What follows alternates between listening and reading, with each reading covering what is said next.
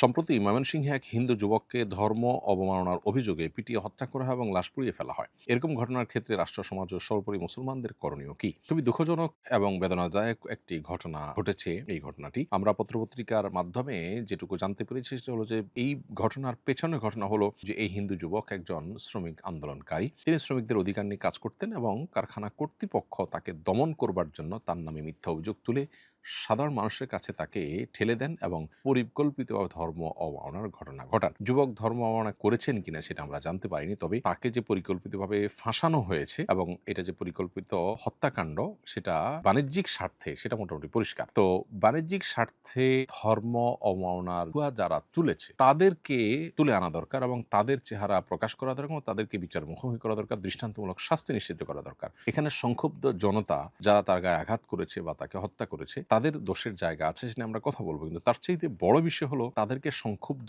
করেছে যারা এবং এটাকে সাজিয়ে পরিকল্পিতভাবে ঘটনাটা ঘটিয়েছে যারা, সেই নেপথ্যের নায়কদেরকে মূলত বের করা দরকার এবং তাদেরকে মূল শাস্তিটা দেয়া দরকার। সেই সাথে আমাদের মাথায় রাখতে হবে কোনো ব্যক্তির নামে ধর্ম অবমাননার অভিযোগ উঠলেই তাকে পিটিয়ে হত্যা করে ফেলতে হবে, ইসলাম এমনটি আমাদেরকে বলেনি। আমরা যারা ইসলামের নামে এই কাজটি করছি তারা ভুল কাজ করছি। কারোর ব্যাপারে কোনো অভিযোগ উঠলে সেটি প্রমাণিত হওয়ার আগ পর্যন্ত আমরা আইন হাতে তুলে নিয়ে সেটা কার্যকর করা বা কার্যকর করতে উদ্যত হওয়া, এটা আমাদের ভুল অ্যাপ্রোচ। এটা ইসলাম আমাদেরকে কখনো বলেনি। একজন ইসলাম জানা মানুষ কখনো এটি করতে পারেন না, বরং এটি প্রমাণের জন্য অপেক্ষমান আমাদেরকে থাকতে হবে। প্রমাণিত হওয়ার পরও সেখানে আর কোনো অপশন আছে কিনা, সে লোকের মাথা ঠিক ছিল কিনা বা সে লোকের পেছনে অন্য কোনো ইন্টেনশন ছিল কিনা, আমরা অনেক সময় ঘটনার পেছনের ঘটনা থাকে সেই বিষয়গুলোকে পরিপূর্ণভাবে বের করে তারপর তার বিচারের উদ্যোগ এর দিকে আমাদেরকে যেতে হবে। আর দ্বিতীয়ত কথা হলো যে কোনো মানুষকে কোনোভাবে জীবিত হোক আর মৃত লাশ হোক পুড়িয়ে হত্যা করার তো কোনো সুযোগই নেই। নবী সাল্লাল্লাহু আলাইহি ওয়াসাল্লাম বলেছেন, লা ইউআযযিবু বিন-নার ইল্লা রাব্বুন নার,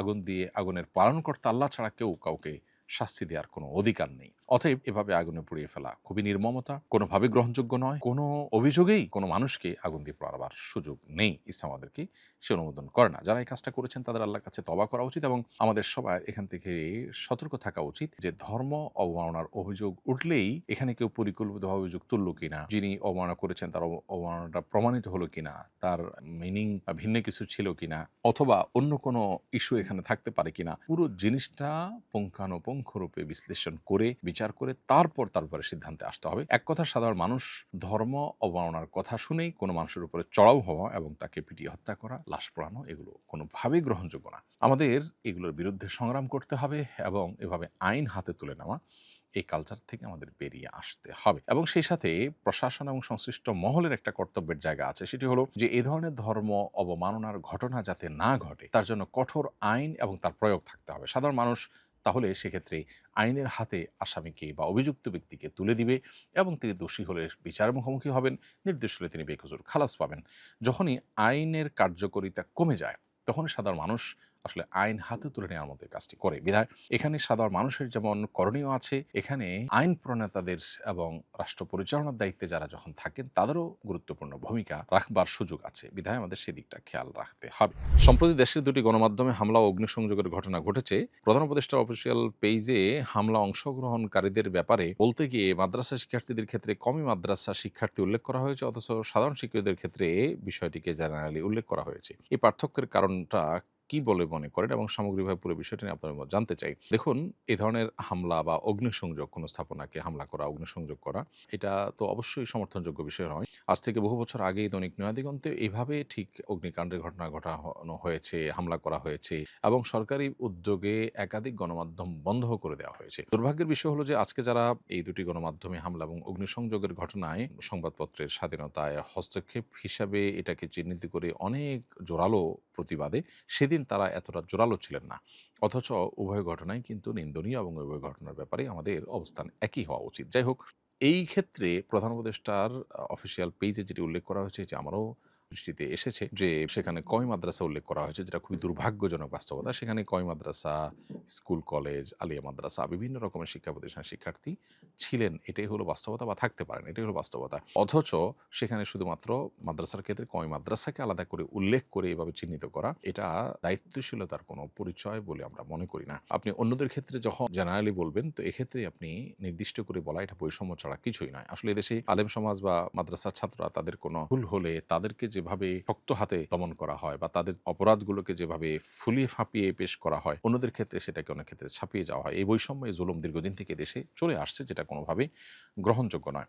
আমরা প্রত্যেকটা মানুষকে বলব দায়িত্বশীলতার পরিচয় দিতে এবং কোনো ক্ষেত্রে আইন যেন কেউ হাতে তুলে না দেয় সেদিকটাতে খেয়াল রাখতে। সেই সাথে প্রশাসন এবং সংশ্লিষ্ট কর্তৃপক্ষ এবং সরকারের কর্তব্য যে সাধারণ মানুষ সংক্ষুব্ধ হয়ে কোনো অঘটন, কোনো অনাকাঙ্ক্ষিত, অনভিপ্রেত কোনো কিছু যেন ঘটাতে না পারে, সেজন্য যেকোনো বিষয়ের ক্ষেত্রে আগে ভাগেই সতর্ক থাকা। অনেক ক্ষেত্রে দেখা যায় কেউ ধর্ম অবমাননা করেছে, সাধারণ মানুষ সংক্ষুব্ধ হয়ে তার উপরে চড়াও হয়েছে। অথচ ধর্ম অবমাননার ঘটনা যেন না ঘটে তার জন্য কঠোর আইন, সেটার প্রয়োগ যদি থাকে, তাহলে সাধারণ মানুষ আর এই আইন হাতে তুলে নেওয়ার এই ব্যাপারটাতে উৎসাহ দেখাতে পারে না। এজন্য আমরা একদিকে এ ধরনের ঘটনা যেন কেউ না ঘটান, সে ব্যাপারে প্রত্যেকটা মানুষকে দায়িত্বশীল থাকার যেমন কথা বলবো। এ ধরনের ঘটনা যেরকম কখনো সমর্থনযোগ্য ঘটনা নয়, আদর্শের মোকাবেলা আদর্শ দিয়ে হতে হবে। আবার একইভাবে এখানে সরকার সংশ্লিষ্ট মহলের দায়িত্বশীলতার ব্যাপার আছে। সাধারণ মানুষকে কেউ সংক্ষুব্ধ করছে কিনা, সংক্ষুব্ধ পরিকল্পিতভাবে করার জন্য কাজ করছে কিনা, সে বিষয়গুলো দেখভাল করার দায়িত্ব তাদের। আর এভাবে মাদ্রাসার বিশেষ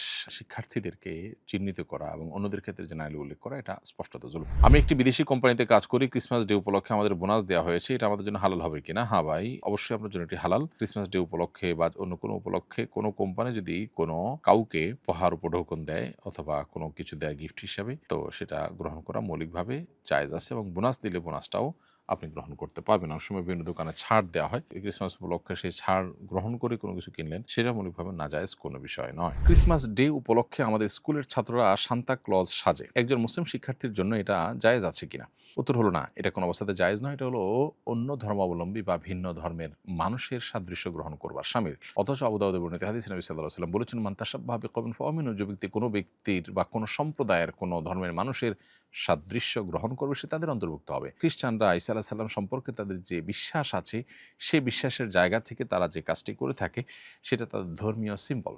অতএব এটা আপনি যদি নিজের মধ্যে ধারণ করেন, তাহলে তাদের সাদৃশ্য আপনি গ্রহণ করলেন, যেটা আসলে দৃষ্টিকোণ থেকে নাজায়েজ কথা এবং গুনাহের কথা। আমি একটি অমুসলিম দেশে থাকি। সেখানে স্কুল পড়ুয়া শিশুদের দিয়ে ক্রিসমাস কার্ড বানানো, ক্রিসমাসের গান গাওয়া, ছবি আঁকা ইত্যাদি করানো হয়। কেউ না চাইলে অনেক সময় জোর করা হয় বা পরিবারকে জানানো হয়। এ অবস্থায় কোনো শিক্ষার্থী ইচ্ছা না থাকা সত্ত্বেও বাধ্য হয়ে এসব করলে কি তার গুনাহ হবে? প্রথম কথা হলো যে এটাকে অ্যাভয়েড করার চেষ্টা করবে। যদি কোনোভাবে অ্যাভয়েড করার চেষ্টা করেও তিনি সফল না হন, তাহলে সেক্ষেত্রে নিরুপায় হিসেবে করলে তার গুনাহ হবে না ইনশাআল্লাহ তাআলা। আস-সুন্নাহ ফাউন্ডেশন, উম্মার স্বার্থে সুন্নাহর সাথে।